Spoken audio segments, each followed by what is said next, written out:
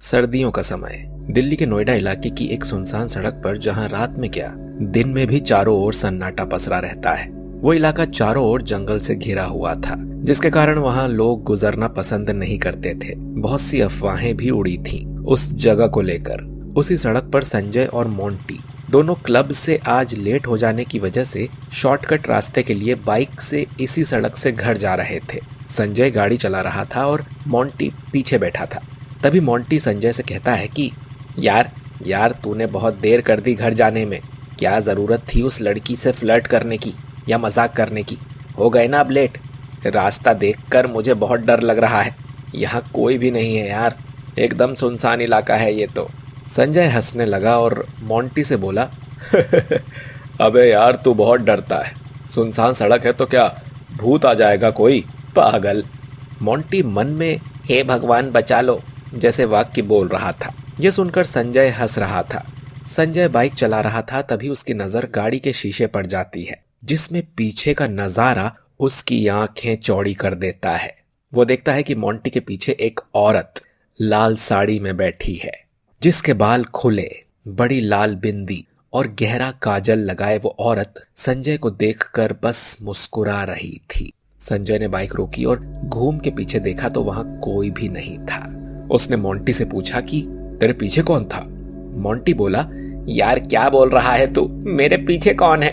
मजाक मत कर यार, वैसे ही बहुत डर लग रहा है। संजय को भूत पर विश्वास नहीं था, इसीलिए उसने उतरकर चारों तरफ देखा तो वहां कोई नहीं था। मोंटी बोला, तू चल रहा है या नहीं, या तुझे मौत को दावत देनी है? संजय हंसता हुआ उसके पास आया और बोला अबे डरपोक, और फिर दोनों बाइक पर बैठ गए। रास्ते में मोंटी बोला, देख तू ना ज्यादा मजाक मत किया कर, और ऐसा तो बिल्कुल नहीं, वरना अब की बार तुझको छोड़ के चला जाऊंगा। पैदल घर तो पहुंचूंगा। संजय बोला, यार मैं मजाक नहीं कर रहा था। मोंटी बोला, अगर ये सच है तो यार बाइक मत रोकियो प्लीज यार। संजय कुछ नहीं बोला और चुपचाप बाइक चलाने लगा। थोड़ी दूर तक गाड़ी आराम से चलती रही। ये सड़क भी बहुत लंबी थी, मगर रोड का एक शॉर्टकट था। मोंटी डरकर बार बार इधर उधर नजर दौड़ा रहा था। थोड़ी दूर चलकर बाइक अपने आप रुक जाती है। मोंटी बोला, यार बाइक क्यों रोक दी? मरना चाहता है क्या? संजय बोला, शांत रहेगा? समझने देगा मुझे? बाइक अपने आप रुकी है। मोंटी बोला, तेल खत्म हो गया क्या? संजय बोला, नहीं यार मैंने तो सुबह ही भरवाया था। दोनों बाइक से उतर गए। मोंटी संजय की बाजू पकड़कर इधर उधर देखे जा रहा था। संजय गाड़ी स्टार्ट करके देख रहा था। वो इलाका सुनसान और कम लाइट होने की वजह से भयानक लग रहा था। ऐसे में उन्हें अजीब अजीब जानवर की आवाजें सुनाई दे रही थी, जिससे रास्ता और भी ज्यादा डरावना लग रहा था। मोंटी बोला, यार संजय एक काम कर, बाइक को यहीं छोड़ दे, अपन घर चलते हैं, कल सुबह ले जाएंगे गाड़ी।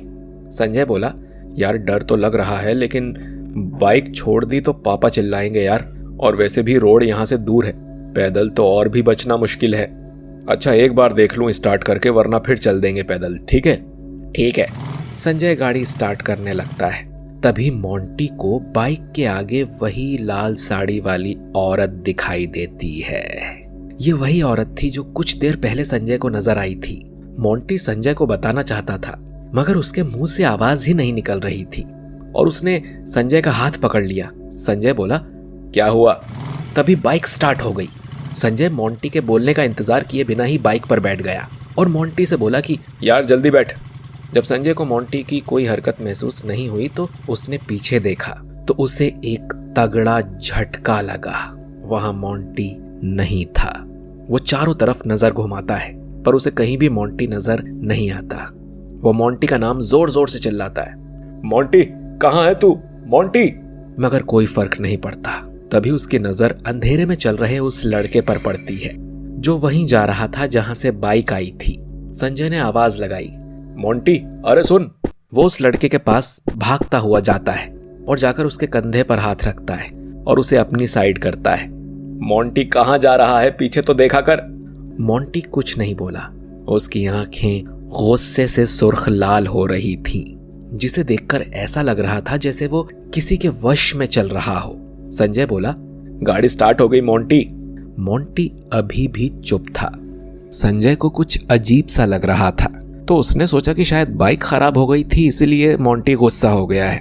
संजय मोंटी का हाथ पकड़कर उसे गाड़ी तक खींच लाया और गाड़ी पर मोंटी को बैठा दिया और खुद बाइक चलाने लगा। थोड़ी देर बाद संजय को सामने एक चलता हुआ रोड दिखाई देता है। ये देखकर उसका चेहरा खिल जाता है। वो मोंटी से बोलता है कि यार सामने देख, हम बच गए यार, आ गया रोड। पीछे से कोई आवाज़ नहीं आई तो उसे लगा कि शायद मोंटी अभी भी नाराज़ है। थोड़ी देर बाद जब बाइक रोड के पास आ जाती है तब संजय मोंटी से बोलता है, अब तो गुस्सा थूक दे यार।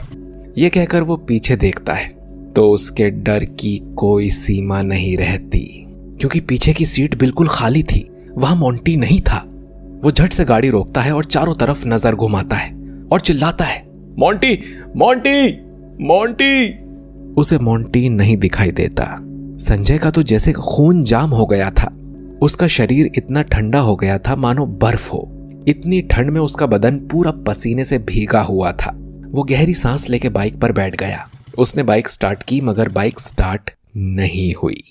आज बाइक पर संजय के हाथ कांप रहे थे।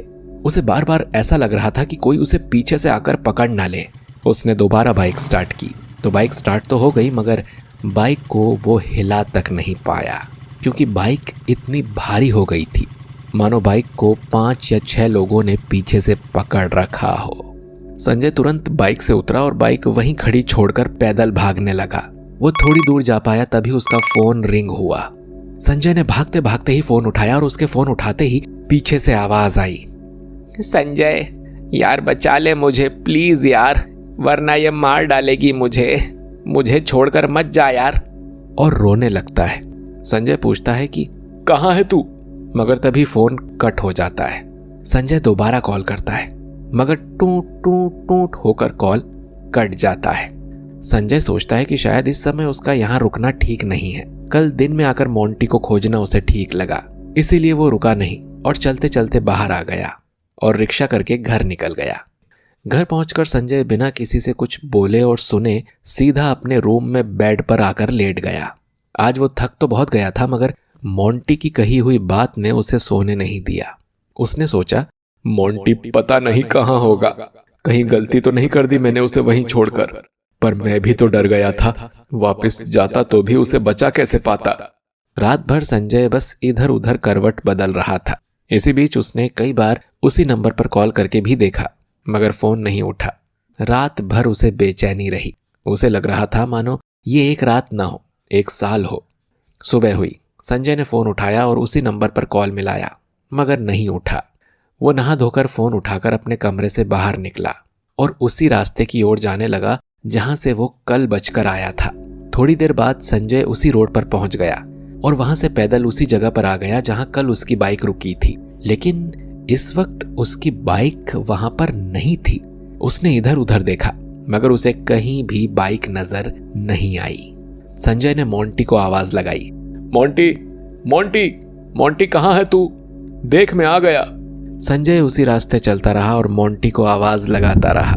तभी बादल के तेज गरजने की आवाज उसके कानों में सुनाई दी। संजय ने कदम धीरे कर दिए। तभी उसके फोन की फिर से रिंग बजी। संजय ने फोन उठाया तो पीछे से आवाज आई, संजय यार मुझे बचा ले, तू आ गया ना, प्लीज यार बचा ले मुझे।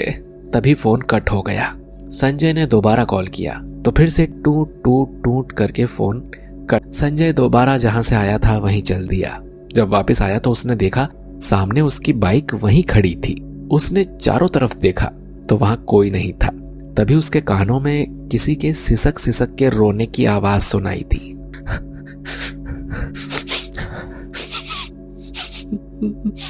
संजय ने डरते डरते पूछा, मोंटी तू यहां है क्या, बताना यार। रोने की आवाज धीरे धीरे तेज हो रही थी। तभी संजय की नजर एक पेड़ के नीचे दोनों हाथों में सिर छुपाए बैठे मोंटी पर पड़ी। संजय दूर से बोला, क्या हुआ मोंटी, तू रो क्यों रहा है, क्या हुआ यार। संजय धीरे धीरे उसके पास जा रहा था।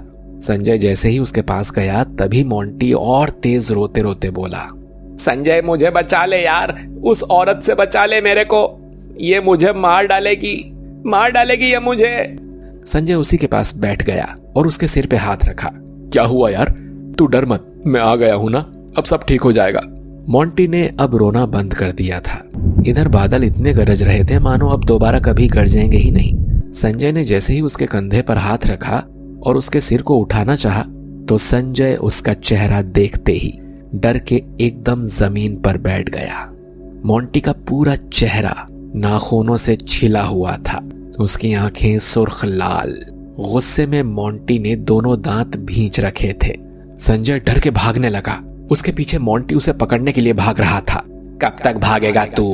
बचेगा नहीं मेरे हाथों, तू भी मारा जाएगा। तभी संजय ठोकर लग के नीचे गिर जाता है और गिरने की वजह से सीधा हो जाता है। तभी मोंटी के शरीर को दूर फेंककर वही लाल साड़ी वाली औरत सामने आ जाती है और हंसने लगती है। संजय उससे पूछता है कि तुमने मेरे दोस्त को क्यों मारा? क्यों कर रही हो तुम हमारे साथ ऐसा?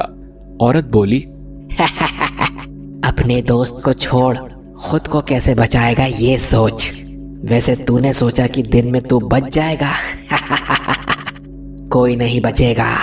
इस रास्ते से गुजरने वाला हर क्लब का आदमी मेरे हाथों मारा जाएगा। संजय बोला, जाने दो मुझे, मैंने तुम्हारा क्या बिगाड़ा है? औरत बोली, जाने दूं, फिर मेरा बदला कैसे पूरा होगा? संजय बोला, कैसा बदला और कौन सा बदला? औरत बोली, बदला तो सुन। 7 जनवरी 2024 को इसी रोड पर मैं और मेरे पति, हम दोनों किसी की शादी से लौट रहे थे। तभी वहां रास्ते में 2 बाइक वाले हमारे साथ साथ चलने लगे। दोनों बाइक पर 3-3 लड़के बैठे थे। वो सभी क्लब से आ रहे थे। उन सब ने अचानक हमारी बाइक के आगे अपनी बाइक लगा दी और मेरे पति को चाकू मारकर मार डाला। मेरी आंखों के सामने मेरे पति खून से लथपथ जमीन पर गिरे पड़े थे। बेचारे तड़प तड़प के मर गए। मैं कुछ नहीं कर पाई, चिल्लाई, रोई, लेकिन वहां उन लड़कों के सिवा कोई और होता तो सुनता ना।